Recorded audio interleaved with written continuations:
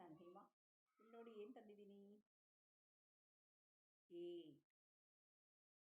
ಯಾವ ರೀತಿ ಇದೆ with whipping cream topping. Same ಬೇಕ್ರಿ ರಂಗೆ ಅದಕ್ಕೆ ಕಟ್ ಮಾಡಿ ತೋರಿಸಿದ್ದೀನಿ ನೋಡಿ. ಓಕೆ, ಇಷ್ಟ ಆದರೆ ಲೈಕ್ ಮಾಡಿ, ಶೇರ್ ಮಾಡಿ, ಸಬ್ಸ್ಕ್ರೈಬ್ ಮಾಡ್ಕೊಳ್ಳಿ. ಆಮೇಲೆ ಇನ್ನೊಂದು, ಇದಕ್ಕೆ ಮೈದಾ ಇಲ್ಲ, ಸಕ್ಕರೆ ಇಲ್ಲ. ಓಕೆನಾ, ಮೈದಾ ಸಕ್ಕರೆ ಇಲ್ಲ. ಯಾವ ಕೇಕು ಅಂದರೆ yes, without maida and sugar. ಓಕೆನಾ,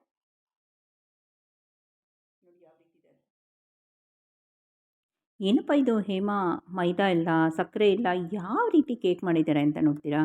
ನಿಮಗೆ ಬೇಕ್ರಿಲಿ ಸಿಗೋಂಥ ಸೇಮ್ ಕೇಕು, ಅದು ನಮ್ಮ ಓರಿಯೋ ಬಿಸ್ಕೆಟ್ ಯೂಸ್ ಮಾಡಿಕೊಂಡು. ಫ್ಯಾಮಿಲಿ ಪ್ಯಾಕ್ದು ಓರಿಯೋ ಬಿಸ್ಕೆಟ್ಸ್ ಬರುತ್ತೆ, ಸುಮಾರು 80 ರೂಪಾಯಿನೋ. ನಿಮಗೆ 4ರಿಂದ 5 ಚಿಕ್ಕ ಚಿಕ್ಕ ಪ್ಯಾಕೆಟ್ಸ್ ಇರುತ್ತೆ. ಬನ್ನಿ, ಅದನ್ನೆಲ್ಲ ಡಿಮೋಲ್ಡ್ ಮಾಡಿ ಒಂದು ಬೌಲ್ಗೆ ಟ್ರಾನ್ಸ್ಫರ್ ಮಾಡ್ಕೊಡ್ತಿದ್ದೀನಿ. ಒಳಗಡೆ ಇದೆಯಲ್ಲ ಕ್ರೀಮು, ಅದನ್ನೆಲ್ಲ ಸಪ್ರೇಟ್ ಮಾಡ್ಕೊಂಬಿಡಿ.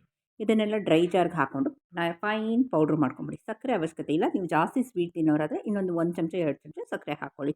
ಮಿಕ್ಸಿಗೆ ಇದು ಪೌಡ್ರು ಮಾಡೋ ಸ್ಟೇಜಲ್ಲಿ. ಓಕೆನಾ, ಇದನ್ನೆಲ್ಲ ಸಪ್ರೇಟ್ ಮಾಡ್ಕೊಂಡ್ಬಿಡ್ತೀನಿ. ನೋಡಿ, ಆ ಕ್ರೀಮ್ನೆಲ್ಲ ಸಪ್ರೇಟ್ ಮಾಡಿ ಇಟ್ಕೊಳ್ತೀನಿ.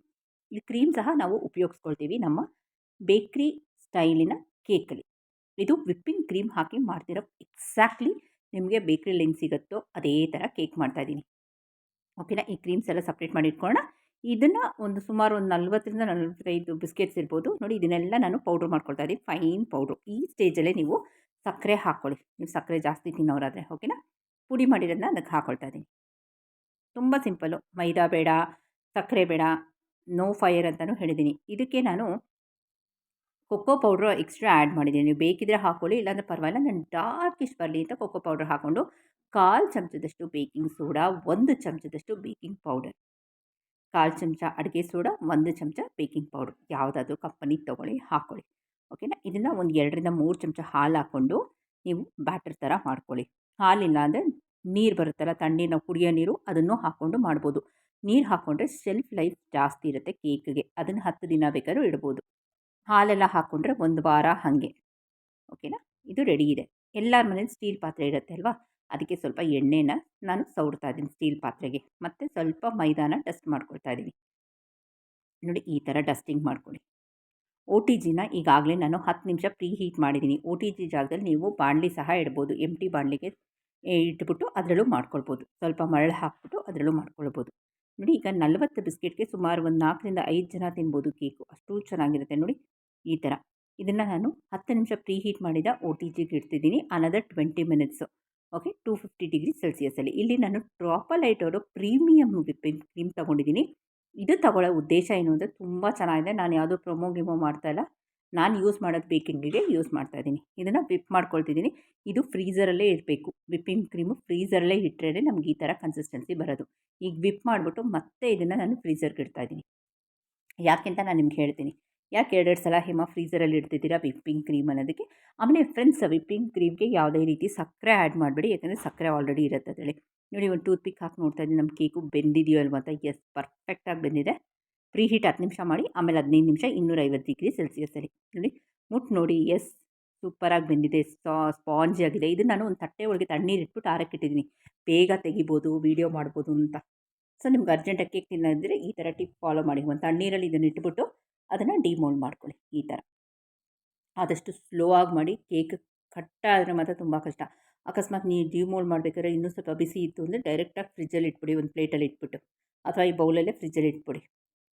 ಮತ್ತು ಇನ್ನೊಂದು, ಕೇಕ್ನ ಯಾವಾಗಲೂ ನಾವು ಕಟ್ ಮಾಡಿ ಲೇಯರ್ಸ್ ಮಾಡಿ ನಾವು ಕ್ರೀಮ್ ಹಚ್ಚಬೇಕಾದ್ರೆ ಫ್ರೆಂಡ್ಸ್, ಒಂದು ಸ್ಮಾಲ್ ಟಿಪ್ ಹೇಳೋಕ್ಕೆ ಇಷ್ಟಪಡ್ತೀನಿ. ಚಾಕುಲಿ ಒಂದು ಮಾರ್ಕಿಂಗ್ ಹಾಕ್ಕೊಳ್ಳಿ. ನಿಮ್ಗೆ ಹೇಳ್ತೀನಿ ನೋಡಿ, ಚಾಕುಲಿ ಒಂದು ಮಾರ್ಕಿಂಗ್ ಹಾಕ್ಕೊಳ್ಳಿ. ನಾನು ಒಂದು 10 ನಿಮಿಷ ಫ್ರಿಜ್ಜಲ್ಲಿ ಇಟ್ಬಿಟ್ಟು ತೆಗೆದಿದ್ದೀನಿ. ಇದನ್ನು ಒಂದು ಪ್ಲೇಟಲ್ಲಿ ಇಟ್ಬಿಟ್ಟು ಎಷ್ಟು ಸಾಫ್ಟಾಗಿ ಸ್ಪಾಂಜಿಯಾಗಿದೆ ನೋಡಿ. ಅದಕ್ಕೆ ಬೇಕಿಂಗ್ ಪೌಡ್ರ್ ಹಾಕೋಕ್ಕೆ ಹೇಳಿದ್ದು ನಾನು, ಸ್ಪಾಂಜಿಯಾಗಿ ಬರುತ್ತೆ. ಇಲ್ಲೊಂದು ಮಾರ್ಕಿಂಗ್ ಹಾಕ್ಕೊಳ್ಳಿ, ಅರ್ಧ ಭಾಗ ನೋಡ್ಕೊಂಡು ಹಾಕ್ಕೊಳ್ಳಿ. ಓಕೆನಾ, ಅಷ್ಟೇ. ಅದ್ರ ಮೇಲೆ ಒಳಗಡೆ ಕಟ್ ಮಾಡೋಕ್ಕೆ ಹೋಗಬೇಡಿ. ಆಮೇಲೆ ದಾರ ಇದೆಯಲ್ಲ ನಿಮ್ಮ ಮನೇಲಿ, ಆ ದಾರ ಉಪಯೋಗಿಸ್ಕೊಳ್ಳಿ. ಆ ದಾರದಲ್ಲಿ ಆ ಮಾರ್ಕಿಂಗ್ ಎಲ್ಲಿ ಹಾಕಿದ್ದೀರೋ ಅಲ್ಲಿ ನೀಟಾಗಿ ಅಲ್ಲಿ ಮೆಜರ್ಮೆಂಟ್ ತೊಗೊಂಡು ನೀಟಾಗಿ ಆ ದಾರನ ಈ ಎಜ್ಜಿಂದ ಆ ಎಜ್ಜಿಗೆ ತೊಗೊಳ್ಳಿ. ಸ್ವಲ್ಪ ಸೂಕ್ಷ್ಮವಾದ ಕೇಕು, ಬಿಸಿ ಇರೋದ್ರಿಂದ ಅಥವಾ ಈಗ ತಾನೇ ಮಾಡಿದ್ದೀವಲ್ಲ, ಸ್ವಲ್ಪ ಸಾಫ್ಟಾಗಿರುತ್ತೆ. ಅದು ಕಟ್ಟಾಗೋ ಚಾನ್ಸಸ್ ಇರುತ್ತೆ. ಎಷ್ಟು ಕಷ್ಟಪಟ್ಟು ಮಾಡಿರ್ತೀವಿ, ಕಟ್ಟಾದರೆ ಮಾತ್ರ ಬೇಜಾರಾಗೋಗುತ್ತೆ ನಿಜವಾಗ್ಲೂ. ನೋಡಿ, ನೀಟಾಗಿ ತಕ್ಕೊಳ್ಳಿ ಆ ಎಂಡ್ಗೆ, ಕ್ಲೀನಾಗಿ ಬಂದುಬಿಡುತ್ತೆ. ನೀವು ನೀಟಾಗಿ, ಆದರೆ ಕೇಕ್ ಮಾತ್ರ ಫುಲ್ ಆರಿರಬೇಕು. ಅದಕ್ಕೆ ಅದನ್ನು ಫ್ರಿಜ್ಜಲ್ಲಿ ಇಟ್ಬಿಡಿ ಅಂತ ಹೇಳಿದ್ದೀನಿ. ಅಕಸ್ಮಾತ್ ಬಿಸಿಲಿ ಕಟ್ ಮಾಡೋಕ್ಕೆ ಹೋಗಬೇಡಿ, ಪುಡಿ ಪುಡಿ ಆಗೋಗುತ್ತೆ.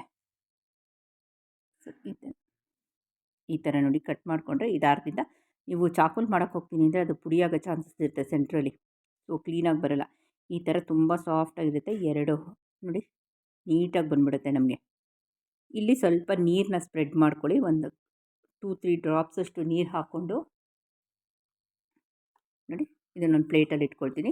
ನಮ್ಮ ವಿಪ್ಪಿಂಗ್ ಕ್ರೀಮು 2ನೇ ಬ್ಯಾಚಲ್ಲಿ ಫ್ರೀಝರಲ್ಲಿದೆ. ಅದನ್ನು ತೆಗಿತೀನಿ. ಅದು ಎಷ್ಟು ಗಟ್ಟಿಯಾಗಿದೆ ನೋಡಿ, ಎಷ್ಟು ಗಟ್ಟಿಯಾಗಿದೆ ಅಂತ. ಈಗ ಅದನ್ನು ಹಾಕ್ಕೊಳ್ತಾ ಇದ್ದೀನಿ. ಓಕೆನಾ. ಈಗ ಒಂದು ಲೇಯರ್ ಹಾಕ್ಕೊಂಬಿಡೋಣ. ಹಾಕ್ಕೊಂಬಿಟ್ಟು ಈ ಲೇಯರಲ್ಲಿ ನಾನು ಕ್ರೀಮ್ ಎತ್ತಿಟ್ಟಿದ್ನಲ್ಲ ಓರಿಯೋ ಬಿಸ್ಕೆಟ್ದು, ಅದನ್ನು ಬಾಲ್ ಥರ ಮಾಡಿಬಿಟ್ಟು ಮಧ್ಯೆ ಇಡೋಣ. ಇದು ಚಾಕ್ಲೇಟ್ ಥರ ಬರುತ್ತೆ ಫ್ರೀಝ್ ಆದಾಗ. ಓಕೆ. ಈ ಕೇಕ್ ರೆಡಿ ಆದಾಗೂ ಒಂದು ಅರ್ಧ ಗಂಟೆಯಿಂದ 1 ಅವರ್ ನಾನು ಇದನ್ನು ಫ್ರೀಝರಲ್ಲಿ ಇಟ್ಬಿಟ್ಟು ಆಮೇಲೆ ಮತ್ತೆ ಕಟ್ ಮಾಡ್ಕೊಳ್ತೀನಿ. ಕಟ್ ಮಾಡುವಾಗ ನಿಮಗೆ ತೋರಿಸ್ತೀನಿ ಯಾವ ರೀತಿ ಬರ್ತಿದೆ ಅಂತ. ತುಂಬ ಸುಲಭ, ಮನೇಲೇ ಮಾಡ್ಬೋದು. ಮೈದಾ ಇರಬೇಕು, ಸಕ್ಕರೆ ಇರಬೇಕು ಅಂತ ಏನಿಲ್ಲ. ಪಾರ್ಲೆ-ಜಿ ಬಿಸ್ಕೆಟ್ ಇದ್ರೂ ನೀವು ಅದಕ್ಕೆ ಸ್ವಲ್ಪ ಸಕ್ಕರೆ ಆ್ಯಡ್ ಮಾಡಿಬಿಟ್ಟು ಎಕ್ಸ್ಟ್ರಾ ಸ್ವೀಟ್ ತಿನ್ನೋರಾದರೆ ಇದರ ಪಾರ್ಲೆ-ಜಿ ಬಿಸ್ಕೆಟ್, ಮಾರಿ ಬಿಸ್ಕೆಟ್ಗೆ ಸ್ವಲ್ಪ cocoa powder, baking powder, soda ಹಾಕ್ಬಿಟ್ಟು ಮನೇಲೇ ಮಾಡ್ಬೋದು. ನೋಡಿ ಈ ಥರ.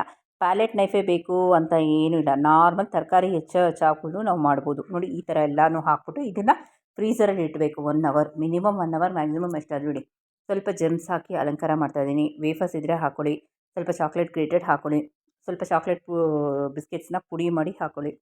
ಸೊ ಸೂಪರಾಗಿರುತ್ತೆ. ಬನ್ನಿ ಅದನ್ನು ಕಟ್ ಮಾಡಿ ತೋರಿಸ್ತೀನಿ. ಇದನ್ನು ಫ್ರೀಝರಲ್ಲಿ ಇಟ್ಬಿಡಿ 1 ಗಂಟೆ. ಇನ್ನೂ ವಿಪ್ಪಿಂಗ್ ಕ್ರೀಮು ಸೆಟ್ ಆಗುತ್ತೆ. ಎಂಡಲ್ಲಿ ನಾನು ನಿಮ್ಗೆ ತೋರಿಸಿದ್ದೀನಿ. ಅದನ್ನು ಹಿಂಗೆ ಟರ್ನ್ ಮಾಡಿದ್ರೂ ಅದು ಬಿದೋಗಲ್ಲ. ಅಷ್ಟು ಪರ್ಫೆಕ್ಟಾಗಿದ್ದು ಸೆಟ್ಟಾಗಿ ಕೂತಿರುತ್ತೆ.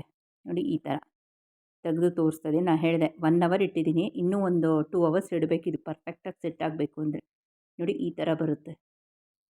ಇನ್ನು ಸಖತ್ತಾಗಿದೆ ಕಾಣಿಸ್ತಾ ಇದೆಯಲ್ಲ. ಬರ್ಡೇ ಪಾರ್ಟೀಸ್ಗೆಲ್ಲ ಆರಾಮಾಗಿ ಮಾಡ್ಬೋದು. ಯಾಕ್ರಿ ಮಕ್ಕಳು ಮನೇಲಿ ಇರ್ತಾರಲ್ಲ, ಮಾಡಿಕೊಡಿ. ಯಮ್ಮಿಯಾಗಿ ದೇ ಎಂಜಾಯ್ ಅಲ್ವಾ. ಸೂಪರಾಗಿದೆ. ಇದೊಂದು ಕ್ಲೋಸಪ್ ವ್ಯೂ ತೋರಿಸ್ಬಿಡ್ತೀನಿ ಬನ್ನಿ. ಏನು ಪರ್ಫೆಕ್ಟಾಗಿ ಮಾರ್ಕಿಂಗ್ ಮಾಡಿ ಅದನ್ನು ಮಾಡಿ.